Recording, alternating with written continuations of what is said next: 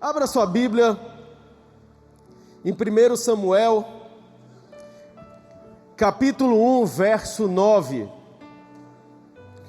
1 Samuel, capítulo 1, verso 9.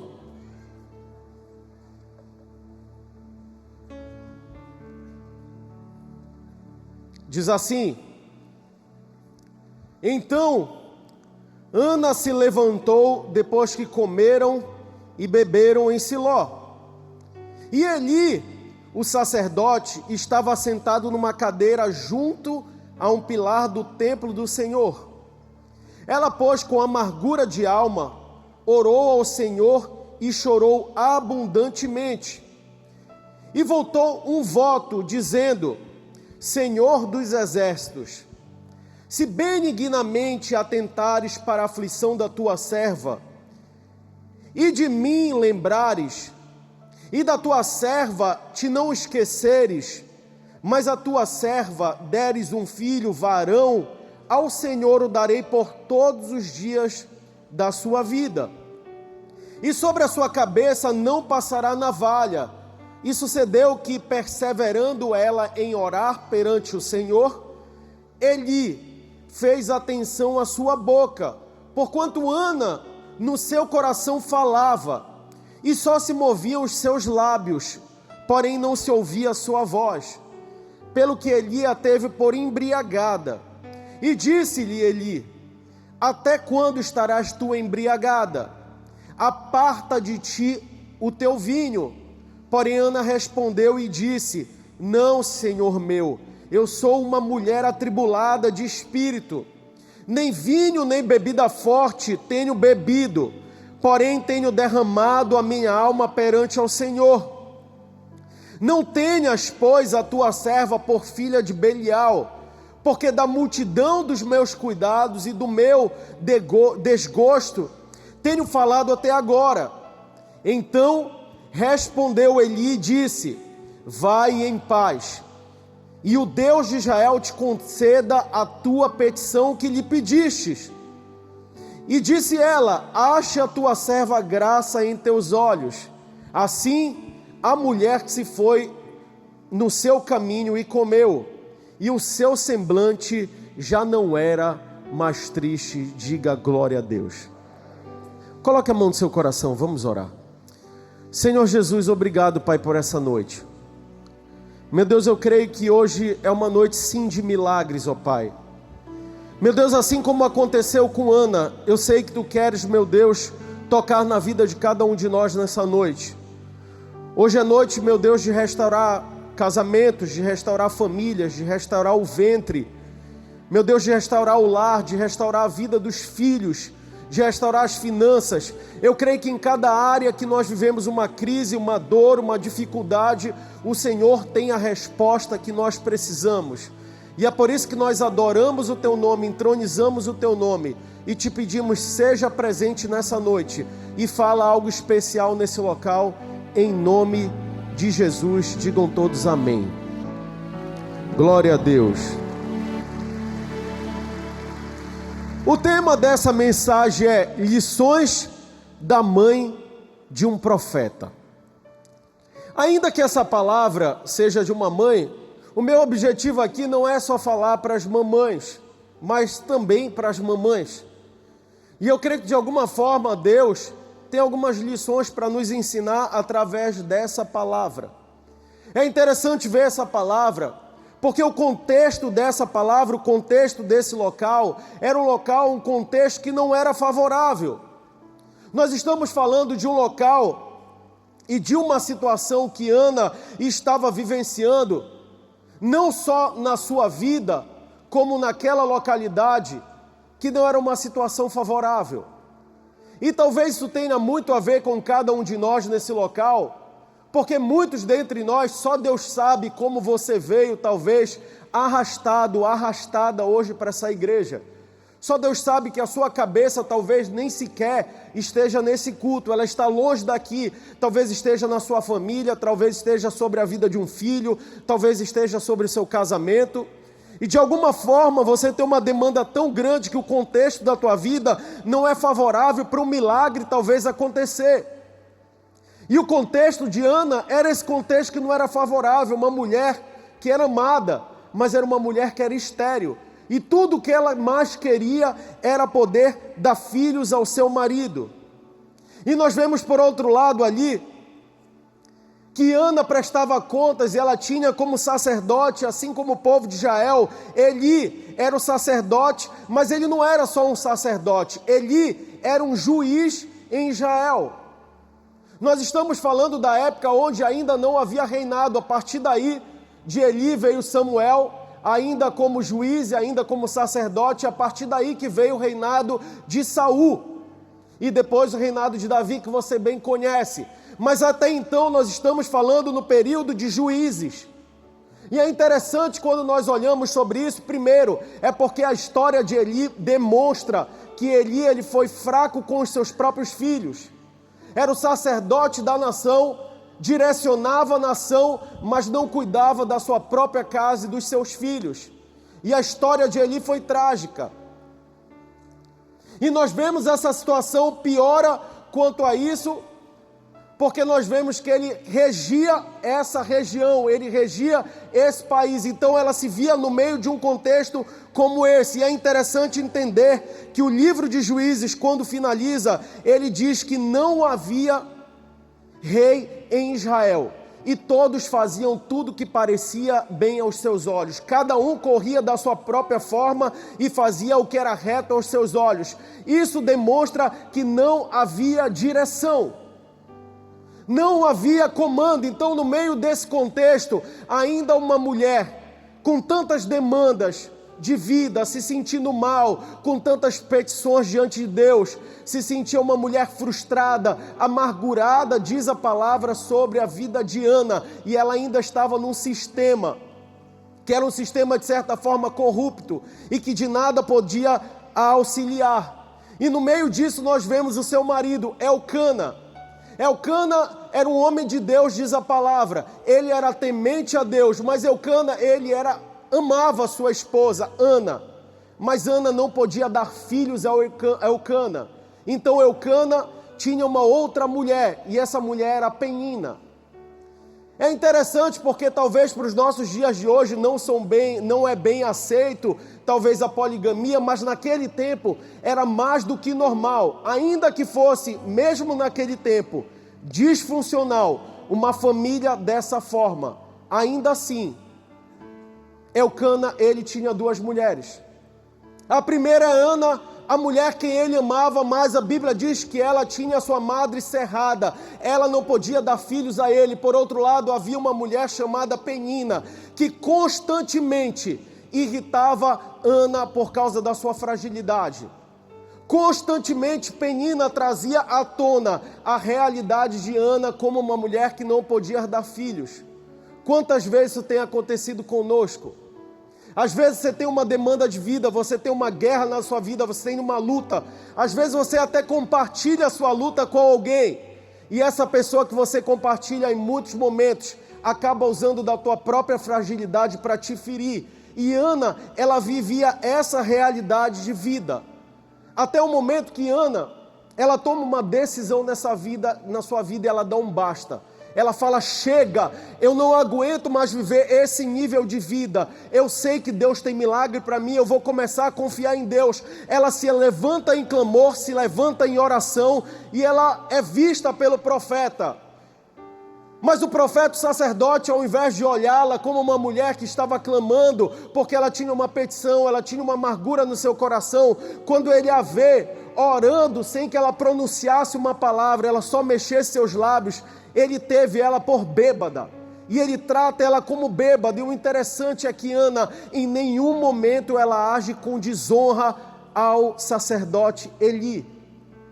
E por esse motivo, quando ela traz à tona, eu estou amargurada de coração, eu tenho uma petição diante de Deus, de forma nenhuma, meu Senhor, nem sequer tenho comido, nem sequer tenho bebido, eu não tenho feito nada na minha vida tem sido difícil, tem misericórdia de mim. E ele percebe que aquela era uma mulher de Deus, E naquele momento ele estende as mãos sobre ela e declara: seja feito conforme a tua vontade e a tua petição. Hoje é isso que Deus quer fazer com cada um de nós aqui. Deus sabe do teu clamor, Deus sabe da sua luta, Deus sabe da sua guerra, Deus sabe da tua dificuldade, Ele sabe dos teus choros. Nós vimos aqui no poema, Deus sabe o valor de uma lágrima derramada, por exemplo, por uma mãe pelos seus filhos. Deus sabe o que você tem passado no seu casamento. O que Deus está esperando de você é você entregar na mão dele e falar: Deus, eu não consigo, mas eu sei que tu podes mudar a minha vida, tu podes mudar a minha história, porque tem milagre hoje para você nesse lugar. Ana ora, ela chora e ela faz um voto diante de Deus. Sabe o que é mais lindo disso? É porque se Ana não chorasse, ela não teria gerado um profeta. Tem profeta aí para ser gerado, tem uma história linda para ser gerada na sua vida. Clame diante do Senhor, não desista de clamar, vá diante dele e peça, porque gerar às vezes dói. E quando eu falo gerar, eu estou falando sobre gerar, por exemplo, um sonho sobre a tua vida. E essa palavra aqui eu queria compartilhar de forma muito rápida. Essa palavra e essa história, ela nos ensina algumas lições. Lições para mudar a minha e a tua vida. E a primeira dessas lições é: independente de qualquer circunstância, se levante em oração.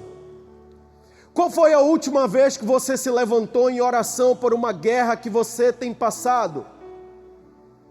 Qual foi a última vez que você se levantou pela vida dos seus filhos e você declarou: os meus filhos não nasceram para servir a Satanás, os meus filhos nasceram para servir a Deus?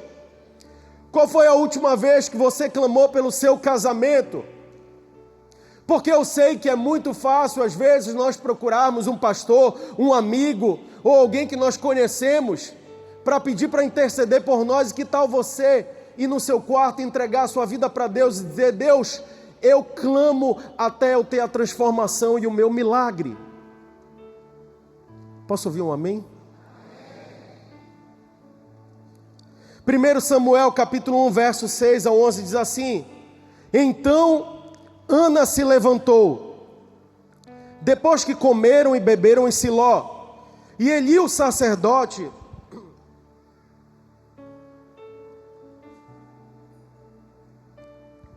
estava sentado numa cadeira, junto a um pilar do templo do Senhor.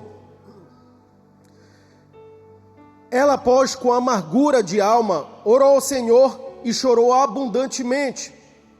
E voltou um voto dizendo: Senhor dos exércitos, se benignamente atentares para a aflição da tua serva, e de mim te lembrares, e da tua serva não te esqueceres, mas a tua serva deres um filho varão, o Senhor o darei por todos os dias da sua vida, e sobre a sua cabeça não passará navalha. Sabe qual é a melhor oração que existe para o seu milagre acontecer? A melhor oração que existe está em Mateus capítulo 6. Diz: fecha a porta do quarto que está atrás de ti e vai em secreto conversar com o seu pai. Ainda que um pastor, quando nós acabarmos aqui, nós temos um ministério de intercessão e nós intercedemos por você, e muitas pessoas nos procuram aqui para que a gente ore por você, mas melhor do que a nossa oração é a sua oração diante de Deus. É quando uma mãe, ela se ajoelha e diz: Deus, eu quero que o Senhor cuide dos meus filhos. É quando uma esposa, ela vai diante do Senhor e diz: Deus, eu casei até que a morte nos separe, então cuida do meu casamento. É quando o marido, ele não aceita a destruição da casa. É quando você olha para a sua vida e você diz: chega, basta. O que a Ana faz, ela se levanta em oração, porque não basta só nós nos levantarmos. Não basta só todos os dias você levantar, você trabalhar, porque a Bíblia diz que o Senhor dá aos seus amados enquanto eles dormem. Olha o que diz Salmo 127, do que adianta granjear o pão de dores, porque o Senhor dá aos seus amados enquanto eles dormem. Enquanto o Senhor for o vigia da tua vida, tudo vai dar certo. E eu não estou falando para você não trabalhar, eu não estou falando para você não lutar, eu não estou falando para você não perseverar. Eu estou dizendo que além de perseverar, você não levanta só para trabalhar. Você não levanta só para lutar. Você levanta para lutar em oração. Lutar diante do Senhor. Pegar a sua vida, pegar a sua família, pegar a sua semana. Olha essa semana linda que está se apresentando agora. Segunda-feira você vai acordar seu dia de forma diferente. Entenda que se recolher no quarto e fechar a porta que está atrás de nós, não é se esconder, irmãos. Orar em secreto é se levantar para vencer. Só que tem pessoas que já acordam no modo derrota ativado. Tem pessoas que acordaram hoje e disseram, hoje vai dar tudo errado. E o pior, vai dar tudo errado, porque você precisa acordar e declarar, Senhor Jesus, eu apresento a minha vida diante do Senhor e tudo vai dar certo. Pode aplaudir o Senhor.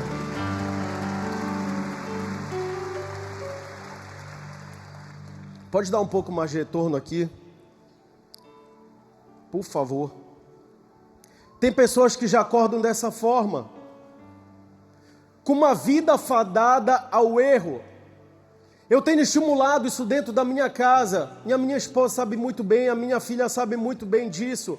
Nós acordamos e nós não saímos todos os dias sem que a gente apresente a nossa vida. A gente pode estar atrasado, mas a gente começa a declarar sobre a nossa casa. A gente começa dizendo, Senhor, Tu és o Senhor do nosso lar, toma a frente da nossa vida. Nós estamos saindo para levar nossa filha ao colégio, protege ela, meu Deus, na sua entrada e na sua saída. Deus, protege o nosso casamento, protege a nossa saúde. Nós começamos a orar pelos nossos discípulos, pelos nossos líderes, pelo nosso pastor, pela nossa pastora, pela nossa igreja. A gente começa a apresentar o dia como quem diz, Deus, Tu estás no controle, eu não tenho controle da minha vida. Sabe o que é isso? Se levantar em oração e dizer, Deus, basta, você precisa sair hoje daqui desse local indignada com a sua própria vida e dizer, eu não aceito mais viver uma vida que não seja uma vida de milagres.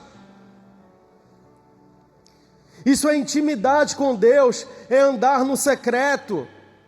Eu contei hoje de manhã que eu lembrei de uma situação, na verdade, muito dessa palavra ela foi estimulada por isso, que nós viajamos agora, eu e meu pai que está aqui, e nós viajamos 1 dia e meio só agora, esses dias. A gente foi resolver algumas situações numa cidade, em outro estado, e teve algo que me chamou muita atenção e que me incomodou muito. O paraense, ele é muito caloroso. O paraense, ele quer abraçar, o paraense, ele fala com todo mundo, o paraense, ele até incomoda às vezes as pessoas, não é verdade? Porque a gente é caloroso. E eu cheguei nesse local, meu primeiro impacto é que ninguém fala bom dia. E eu falava bom dia para as pessoas na recepção do hotel, que era um hotel bom, e nem os recepcionistas me respondiam. E eu falava, gente, que pessoal mal educado. E em determinado momento nós entramos ao elevador, e uma pessoa de frente para mim, eu falei, bom dia, Senhor. Ele não me respondeu. Quando nós saímos pelo corredor, eu falei, bom dia para uma outra pessoa. E meu pai ainda falou assim, eu não sei porque tu ainda tenta falar bom dia. E eu tentei até o final, e até o final ninguém me disse bom dia. E eu me senti naquele momento ignorado por aquela situação. Só que às vezes eu penso, e eu lembrei de quando a gente age dessa forma com Deus. Quando Deus está falando conosco logo pela manhã, dizendo, eu quero mudar a tua história, eu quero mudar a tua vida, eu quero mudar a tua família, e a gente ignora Deus. É como se Deus dissesse, bom dia, meu filho, e nós tocássemos a nossa vida sem Ele. Deus está te chamando para um nível de intimidade com Ele. Deus está dizendo hoje para você, vem meu filho, eu tenho algo especial para você, mas se levante em oração, se levante em intimidade, eu preciso que você se aproxime de mim. Quantos danos na sua vida poderiam ter sido evitados? Tem pessoas que têm agido só assim, vive ignorando a voz, sem perceber que Ele é o ingrediente especial da receita da nossa vida para ela dar certo. Irmãos, Jesus é a receita especial para a tua vida. Ele é o ingrediente especial para a tua vida dar certo. Então apresente a sua vida diante dEle. Amém? Hoje é dia de nós nos levantarmos em oração. Você quando sair daqui tem que sair indignado e dizer, Deus, eu saio daqui porque eu vou ter a minha família restaurada. Eu saio daqui e os meus sonhos, eles se realizarão porque eles estão sendo construídos no Senhor. Digam todos amém. Digam um amém mais forte. Agora, parece que vocês estão mortos. Minha voz está chegando para vocês porque ela já está quase acabando aqui. Então diga amém. Vai acabar a minha junto com a tua. Número 2. Viva o seu propósito. E quando eu falo isso, é uma lição que nós precisamos aprender com a história de Ana. Porque não basta só nós vivermos um propósito, nós precisamos viver o nosso propósito. Deus tem algo especial para você. E olha o que diz em 1 Samuel 1, do 6 ao 8. E a sua competidora excessivamente a irritava, para embravecer, porquanto o Senhor lhe tinha cerrado a madre, e assim o fazia ele de ano em ano, quando ela subia à casa do Senhor. Assim a outra a irritava, pelo que chorava e não comia. Então Eucana, seu marido, lhe disse: Ana, por que choras? E por que não comes? E por que está mal o teu coração? Não te sou eu melhor do que 10 filhos? Essa palavra me chama a atenção porque logo de início ela diz que ela era uma competidora. Existia uma competição aqui nesse momento e Ana desejava ter a vida que Penina tinha. Mas sabe o que é mais interessante? Talvez Ana não tenha percebido, mas a verdade é que Ana desejava ter os filhos que Penina tinha. Mas Penina desejava ser amada que nem Ana era amada. E isso tem muito a ver conosco, porque em muitos momentos nós olhamos a grama do nosso vizinho e nós achamos que a grama do nosso vizinho ela é mais verde. Em muitos momentos nós não percebemos que Deus formou um propósito específico para mim e para você. Um propósito que vai te fazer feliz, um propósito que vai te fazer bem, um propósito que vai transformar a tua vida. Em muitos momentos nós olhamos para a vida do outro e nós queremos ser o outro e ter a vida do outro quando Deus já preparou algo melhor para mim e para você. E Ana, ela vivia nessa espécie de competição. Só que ela vivia nessa espécie de competição porque ela olhava a vida em aparência de Penina e ela queria essa vida, e às vezes nós somos assim. Nós olhamos o outro numa aparência tão linda, tão maravilhosa, nós dizemos: eu quero essa vida. Quando Deus preparou algo tão especial para você, algo que é o propósito da tua vida. E ali foi gerado um ambiente de competição, de disputa. E é interessante que Eucana, o seu marido, diz: olha, eu não te sou melhor do que 10 filhos. Sabe o que me traz à tona sobre isso, sobre essa palavra de Eucana? Porque numa conversa, provavelmente eu conjecturo, numa conversa entre marido e esposa, provavelmente Ana falava do seu desejo de ter muitos filhos. E talvez, quem quer saiba, ela talvez falasse que ela queria ter 10 filhos. Ela queria ter mais filhos do que Penina. Ela queria uma vida para que ela pudesse provar para Penina que ela era bem-sucedida. E às vezes nós estamos dessa forma, nós queremos provar para os outros que nós estamos bem. Nós queremos provar para os outros que nós somos felizes, mas Deus tem a medida certa para você. Não se compare com ninguém, não desejo que nada que ninguém possa ter, porque Deus tem algo especial para você. Certa vez eu ouvi uma história, se eu não me engano, é da Joyce Meyer, que ela falava que Deus tem uma lixa para cada um de nós. Deus tem uma lixa no número certo para lixar a nossa vida e nos polir de uma forma que nós vivamos da melhor forma. Deus tem cuidado com você. Eu sei que às vezes nós vivemos processos difíceis. Eu sei que às vezes a tua realidade hoje não é uma realidade agradável, que você talvez esteja vivendo, talvez um dos piores anos da tua vida, mas segura firme porque Deus tem propósito para você. Não se espelhe simplesmente no outro, olhe para Deus, aquilo que Ele tem preparado para você. E sabe o que me chama a atenção? Mais ainda nisso, é porque não só Ana não tinha um filho, Mas como também Israel não tinha um profeta, Israel não tinha um sacerdote, Israel não tinha quem direcionasse a nação, então era do desejo de Deus levantar um sacerdote naquele lugar e na vida daquela mulher. Sabe o que isso tem a ver comigo e com a tua vida?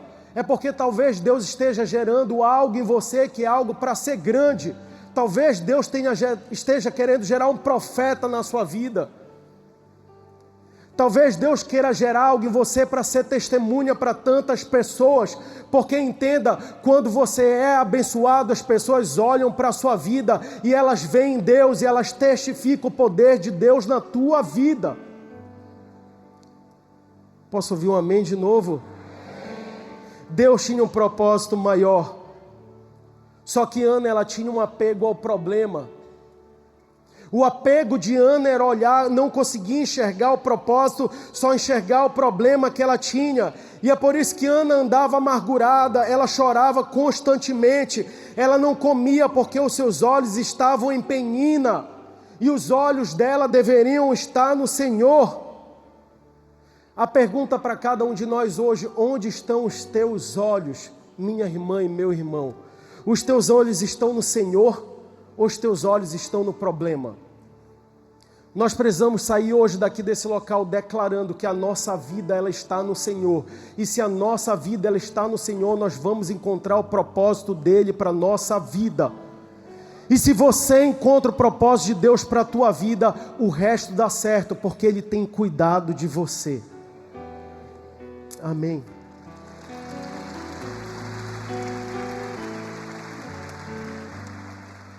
E número 3 e último, mude o seu semblante. É interessante nós vermos parte dessa história, porque parte da história da nossa vida, ela passa também pelo natural. Muitos de nós talvez chegamos aqui com uma vida extremamente derrotada, que você chegou cansado, sobrecarregado, basta olhar para você, que talvez as pessoas tenham visto a tua derrota e a tua luta, porque ainda há quem goste, eu falei de manhã sobre isso, ainda há quem goste de sempre mostrar que não está legal. Irmãos, você sabia, eu falei isso de manhã, você sabia quando a gente pergunta para a pessoa, está tudo bem? A gente normalmente espera que a pessoa fale, está tudo bem. Só que tem pessoas que quando respondem, elas respondem, é uma guerra, uma luta, uma dificuldade, está ruim, hoje a minha vida não está legal, eu estou com dor na coluna, eu estou com dor no pescoço, eu estou todo entrevado. Irmãos, foi que nem eu falei de manhã, se a pessoa que você está falando não é fisioterapeuta, não é médico, não é quiropraxista, não é algo que ela possa te ajudar, para que tu tem que contar as tuas lutas e as tuas derrotas? Muda esse semblante. Levanta essa cabeça, dá reviravolta sobre a tua vida. Isso é parte da nossa vida que tem que ser natural. A gente tem que levantar e declarar: eu vou ser feliz, eu vou ser abençoado. A alegria do crente, a alegria do cristão, ela não é um sentimento, ela é uma decisão. Eu decido ser alegre porque a minha alegria está no Senhor. Por isso que Filipenses diz, alegrem-se no Senhor. Mais uma vez eu digo, alegrem-se, não é em qualquer coisa, não é em penina, não é no sonho, é no Senhor. 1 Samuel 1,18 diz assim, e disse ela, acha a tua serva graça em teus olhos. Assim a mulher se foi no seu caminho e comeu, e o seu semblante já não era mais triste. O que que você precisa mudar no seu semblante hoje? Ana, ela conta a história dela para o profeta. Ela diz, Senhor, eu sou amargurada porque a minha guerra não é fácil. E o profeta, ele profetiza sobre a vida dela. Ele declara sobre a vida dela, seja feito conforme a tua vontade. E o interessante disso é porque Ana, nem sequer ela tinha recebido ainda o milagre dela, mas ela creu na palavra de Deus sobre a vida dela. E a Bíblia diz, se tu creres, tu verás a glória de Deus. Talvez Deus me chamou aqui para ser esse sacerdote sobre a tua vida e declarar sobre a tua vida que a tua petição ela chegou nos ouvidos do Senhor. O teu clamor, a tua oração, a tua luta, o teu choro chegou diante de Deus e Ele está falando para você que seja feito conforme o teu clamor, conforme a tua oração, que seja feita a tua vontade. Mas qual é a nossa forma de reagir? É dizendo: Senhor, eu creio, e é por isso que eu mudo meu semblante, porque no mundo espiritual eu sei que já deu certo. Jesus, quando chega à beira do túmulo de Lázaro, ele fala: Pai, graças eu te dou por tu haveres me ouvido. Mas sabe o que era interessante? Lázaro ainda estava morto, ele não tinha ressuscitado, mas Jesus já estava agradecendo. E Jesus diz assim: mas para que todos saibam que tu me enviastes, Lázaro, vem para fora. Sabe o que é isso? Para que todos saibam que Deus tem cuidado de você. Deus vai abençoar a tua vida e responder a tua oração. É para que você testemunhe da glória dele. E eu vou finalizar com isso. Eu tenho aprendido muito com isso, irmãos. Quem anda comigo sabe, já estou acabando. Quem anda comigo sabe, uma das coisas que mais me incomoda é andar com pessoas que elas vivem de cara fechada e murmurando. Isso me incomoda. Tem duas coisas na verdade. Eu me incomodo com gente muito devagar, isso é uma falha minha, porque eu ando rápido, tá aí meu pai, anda mais rápido que eu. Eu ando rápido, eu falo rápido, então eu fico um pouco agoniado, às vezes Deus está me tratando, mas tem um negócio que eu creio que Deus já me tratou para eu não aceitar, é murmuração. Você não foi criado por Deus para você murmurar, você foi criado para da sua boca sair bênção. Tiago capítulo 3 fala que de uma mesma fonte não pode proceder águas amargas e águas doces. Você foi feito para profetizar, para declarar palavras boas sobre a sua vida, inclusive. Muda esse semblante. Uma moça que trabalha lá em casa é uma mulher de Deus, mas é engraçado, todos os dias ela quase chega e ela chega com uma cara de tristeza. E eu falo assim: o que aconteceu com a senhora? Eu estou com uma dor, eu estou complicada. E esses dias ela chegou e falou, eu falei: o que foi que aconteceu? Ela falou: vou logo lhe falar, eu estou com muita preguiça hoje. E tem gente que acorda de manhã assim, irmãos, dizendo que tudo vai dar errado, dizendo: eu não aguento, está complicado. Mas você vai acordar amanhã de forma diferente. Você vai mudar esse semblante, vai acordar amanhã e vai dizer: eu levantei para vencer. Eu levantei para ser feliz e eu sei que Deus ouviu a minha petição. Glória a Deus. Fique em pé no seu lugar.